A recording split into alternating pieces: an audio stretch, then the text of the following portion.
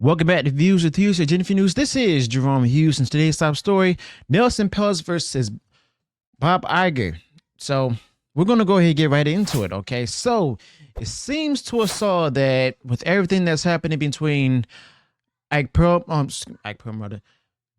Peltz and Bob Iger, well, things are just starting to get even more interesting. Okay, so in recent years, we all know that Walt Disney Company has faced a series of unprecedented challenges, navigating a tumultuous period marked by leadership changes and strategic missteps.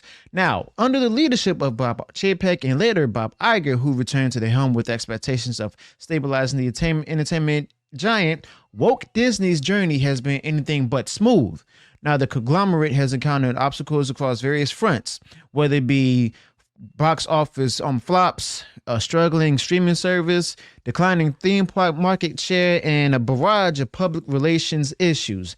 Now, during this turmoil, figures like Nelson Peltz and Rasulo have emerged, eagerly eyeing positions on Walt Disney's board in hopes of steering the company towards calmer waters. Now, Bob Iger, once seen as Walt Disney's returning hero, has increasingly focused on his survival, surrounding himself with his allies amidst growing unrest. Now, despite his assurances of staying above the fray of activist investors, his actions suggest us otherwise. From the abrupt transformation of the Moana series into a cinematic venture to ambiguous video game collaborations with Epic Games, where he spent over $1 million investing in the company itself, and Walt Disney's recent announcements seem more like attempts to reassure stakeholders than strategic visions to come to light. And as activist investors like Nelson Peltz vocalize their discontent and outline plans for Walt Disney's rejuvenation, the battle for the company's future intensifies. Now, Peltz's Triumph Fund Management has launched a scathing critique of Walt Disney's board, attributing to the entertainment titan's struggles to his leadership decisions, while proposing a comprehensive strategy to right the ship. Now, this saga unfolds against the backdrop of a proxy battle with Peltz and Rasulo vying for board seats at the upcoming annual meeting on April 3rd. Now, as I've reported before, their 130-page manifesto offers a candid analysis and bold recommendations, from overhauling linear television to reshaping Walt Disney's approach to streaming services like Disney Plus and Hulu. Yet the question looms: can Bob Iger marshal the support needed to fend off these challenges?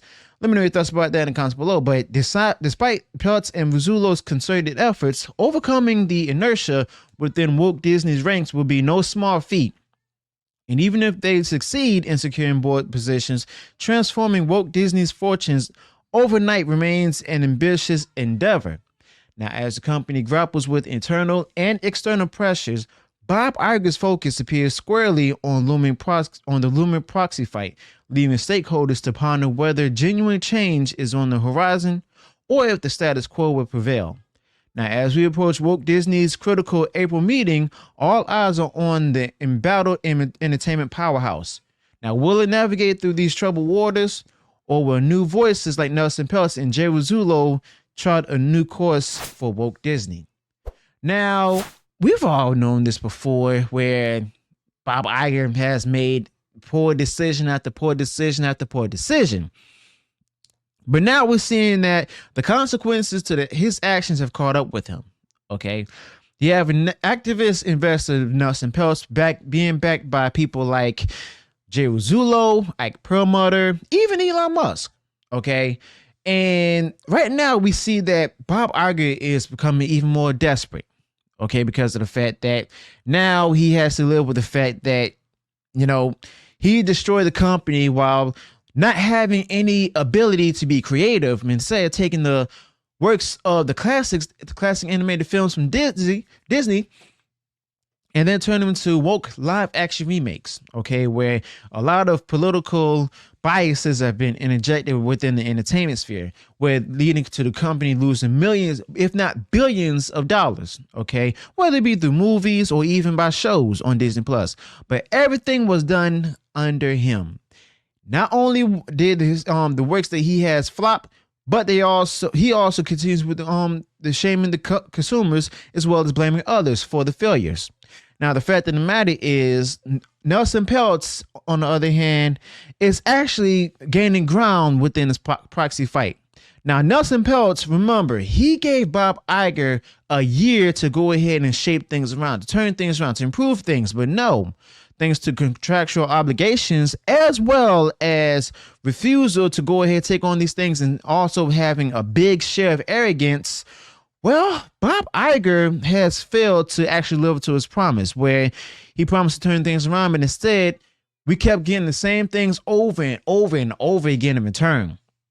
To the point that now, Nelson Peltz, as well as others, have come aboard to go ahead and get what's due them. All right. So how will things turn out, with this proxy battle? Well, one thing's for sure, Nelson Peltz is actually starting to win. And Bob Iger, on the other hand, even though he has the financial backing of different investment firms, the products that he's putting out there is not giving these investment firms like BlackRock and Vanguard any return in profits, okay?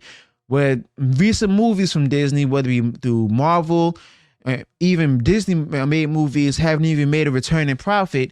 And Lucasfilm, on the other hand, hasn't even put out a movie in years, okay? So Nelson Peltz is actually going after board seats, as probably even Bob Iger seats, if not going to Elon Musk. But the fact of the matter is that Nelson Peltz is gaining ground, Bob Iger is losing ground, and we have yet to see how it unfolds on April 3rd.